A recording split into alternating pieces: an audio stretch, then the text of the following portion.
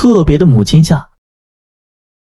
只听教室外传来嗷的一声长啸，娘像个大侠似的飞跑进来，一把抓起二狗拖到了屋外。都说疯子力气大，还真不假。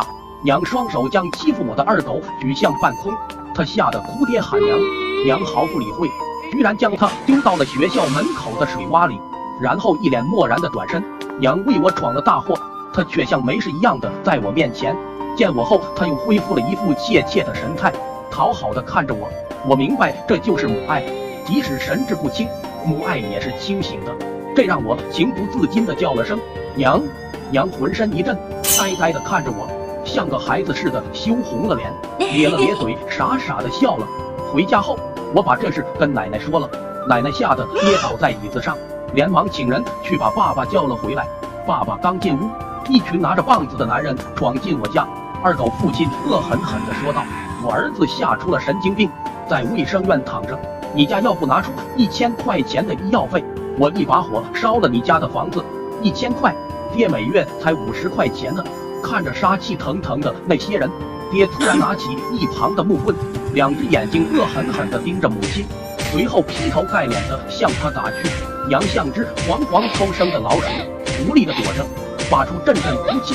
我一辈子都忘不了他那痛苦的模样。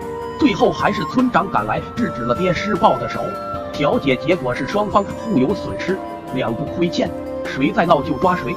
一帮人走后，爹突然将娘搂在怀里痛哭起来，说：“疯婆娘，不是我硬要打你，我要不打你，这是下不了地，咱们没钱赔人家，这都是家穷惹的祸。”爹又看着我说：“小徐，你一定要好好读书考大学，要不咱们会这样被人欺负一辈子啊。”我懂事的点点头。几年后，我以优异成绩考上了高中，积劳成疾的奶奶不幸去世，家里的日子更难了。我所在的高中将我列为特困户，适当减免了我的学杂费，这才使得我能继续读下去。由于是中读，学习又抓得紧，我很少回家，为我送菜的担子就责无旁贷地落在了娘身上。20公里的山路，娘牢牢地记了下来，风雨无阻。这天，娘来了，不但为我送来了菜，还带来了几个野仙桃。我拿起一个咬了一口，笑着问她：“挺甜的，哪来的？”娘说：“我摘的。”没想到娘还会摘野桃，我由衷的表扬娘：“娘，您真是越来越能干了。”娘嘿嘿的笑了。娘临走前，我照例叮嘱路上注意安全。送走娘，我又扎进了高考前最后的复习中。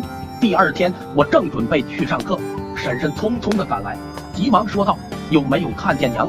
她昨天没有回家。”我心一紧，娘该不会走错道吧？可这条路她走了3年，昨天给我送了饭菜后就回去了。对了，她还给我带了10几个野仙桃。听见这话，婶婶急忙说道：“坏了，坏了！”她来不及解释，就带我沿着山路往回找。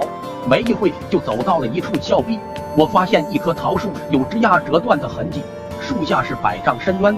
婶婶说道：“我们到峭壁底下去看看吧。”走到谷底，娘静静地躺在一块空地上，周边是一些散落的桃子，她手里还紧紧地握着一个。